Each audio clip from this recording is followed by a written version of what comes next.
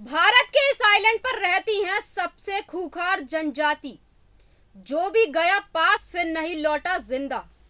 भारत के इस आइलैंड पर जब भी किसी ने जाने की कोशिश की, फिर वहां से जुड़े लोगों ने उसे जिंदा लौटने का मौका नहीं दिया। यही वजह थी कि सरकार ने आइलैंड पर लोगों के जाने पर बैन लगा दिया है। नमस्कार, मैं सोनू रजक। आप देख रहे हैं हमारा खास प्रोग्राम नॉर्थ सेंटिनल आइलैंड या फिर मौत का घर। जी हाँ, हम बात कर रहे हैं नॉर्थ सेंटिनल आइलैंड, जो भारत के अंडमान का एक हिस्सा है। यह आइलैंड अंडमान से 40 किलोमीटर दूर स्थित है। अगर आप बाहर से देखें तो यह बेहद खूबसूरत और शांत लगता है। इतना मनमोहक और खूबसूरत होने के बाद भी यहाँ जाना मना है। आखिर किसका प्रभाव है इस आइलैंड पर? नॉर्थ सेंटिनल आइलैंड जहाँ कदम रखने का मतलब है अपनी मौत को खुद बुलावा देना। आपको बता दें, इस आइलैंड पर आदमखोर आदिवासी रहते हैं। यह भारत का होते हुए भी भारत सरकार के नियंत्रण से बाहर है। यहाँ तक कि अब तक ब्रिटिश सरकार भी इस एरिया में घुसने की हिम्मत नहीं कर पाई और आज भी यह आइलैंड पूरी तरह दुनिया के लिए एक अनसुलझा रहस्य बना हुआ है। जिसने भी यह रहस्य जानने की कोशिश की, आज तक जिंदा नहीं लौट पाया। आपको बता दें, दुनिया में आज भी कई ऐसी जनजातियां मौजूद हैं जिनके बारे में बहुत कम लोग जानते हैं।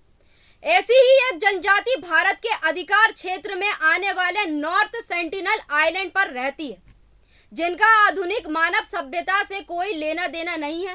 इस जनजाति के लोग इतने ज्यादा आक्रामक और खतरनाक हैं कि वो किसी को अपने पास फटकने तक नहीं देते। सरकार के अलावा इस ट्राइब को मुख्य धारा से जोड़ने की कोशिश कई जागरूक लोगों ने की और उन तक पहुंचने का भी प्रयास किया।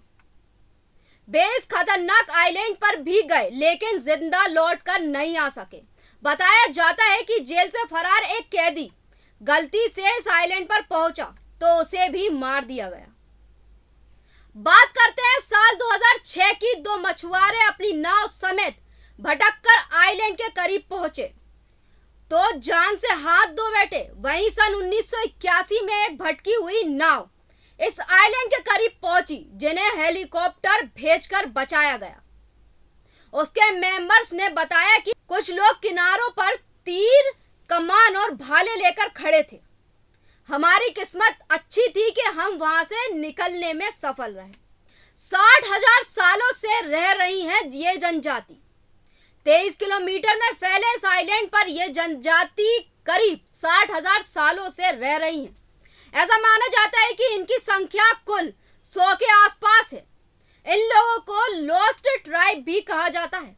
कुछ रिपोर्टों में इसे दुनिया के सबसे अलग रहने वाली जनजाति करार दिया गया है। यह आइलैंड बंगाल की खाड़ी में पोर्ट ब्लेयर से 50 किलोमीटर दूर स्थित है।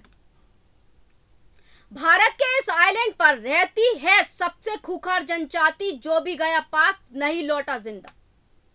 सरकार ने कई बार आइलैंड के लोगों की मदद के लिए हाथ बढ़ाया, लेकिन हर बार निराशा ही मिली।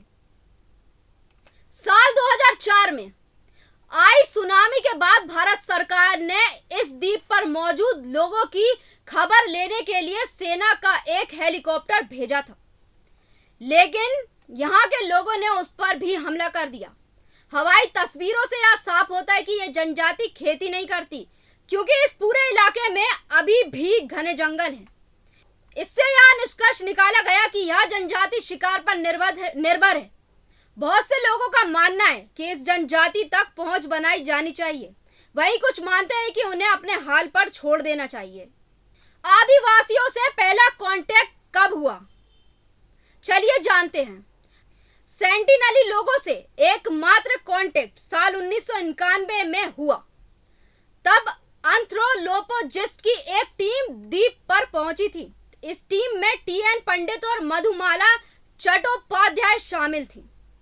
मधुमाला के रूप में पहली बार सेंटिनली लोगों का सामना एक महिला से हो रहा था।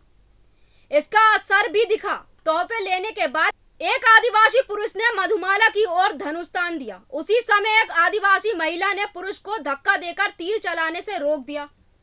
इसके बाद भी कई बार सेंटिनली लोगों से कांटेक्ट करने की कोशिश हुई, लेकिन 1996 में सरकार ने इस पर पूरी तरह से प्रतिबंध लगा दिया। 2004 में आई सुनामी के बाद इस आइलैंड का हवाई मुआयना किया गया तो पता चला कि ये लोग सुनामी से बच गए थे। सरकार की तरफ से खाने के कुछ पैकेट भी गिराए गए, लेकिन हेलीकॉप्टर देखते ही आदिवासियों ने तीर दिखाने शुरू कर दिए। मतलब था, हमें तुम्हारी मदद की जरूरत नहीं है। साल 2004 में आई भयंकर सुनामी के बाद अंडमान द्वीप तबाह हो गए थे।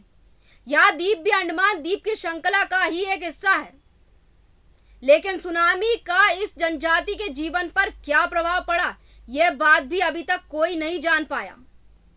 आदिवासी जनजाति के लोगों के लिए ही काम करने वाली सर्वाइवल इंटरनेशनल नामक संस्था का कहना है कि नॉर्थ सेंटिनल द्वीप पर रहने वाली जनजाति इस ग्रह की सबसे कमजोर जनजाति है। उनके भीतर रोग प्रतिरोधक क्षमता लगभग ना के बराबर है। अन्य लोगों से पूरी तरह अलग होने की वजह से इन लोगों का संपर्क बाहरी दुनिया से पूरी तरह कटा हुआ है, इसलिए महामारी में इनकी जान जाने का खतरा बहुत ज्यादा है। सेंटिनली लोग आखिरी बार खबरों में कब आए थे? बात साल 2018 की है, जब एक ईसाई मिशनरी ने यहां पहुंचकर इन लोगों से मिलने की कोशिश की। जॉन एलन चाउ नाम का एक अमेरिकी नागरिक गैरकानूनी रूप से यहां पहुंचा। उसे उम्मीद थी कि वह ईश्वर का वचन इन तक पहुंचाएगा। 15 नवंबर को चाउ यहां पहुंचा।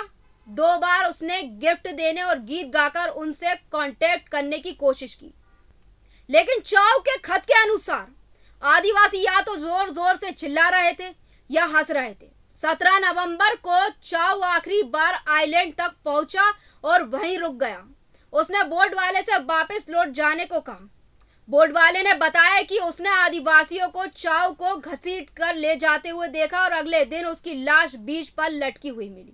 भारत की तरफ से कई कोशिश हुई कि चाउ के शरीर को वापस लाया जाए, लेकिन जो भी गया उसका तीरों से स्वागत हुआ।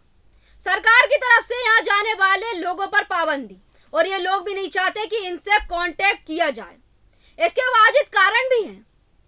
साल 1858 में अंग्रेजों ने अंडमान को अपनी कॉलोनी का हिस्सा बनाया था। तब यहाँ अलग अलग प्रजाति के 7,000 आदिवासी रहते थे।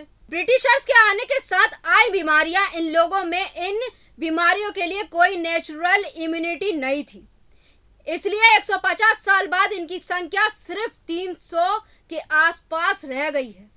अधिकतर जनजातियां लुप्त हो चुकी हैं। सेंटिनली जनजाति एकमात्र जनजाति है जिसने बाहरी लोगों से दूरी बनाकर रखी है। यहाँ जाकर आप नहीं कह सकते कि विकास और तरक्की इंसान के लिए जरूरी है। यहाँ सिर्फ जीना ही काफी है। फिलहाल प्रोग्राम में बस इतना ही।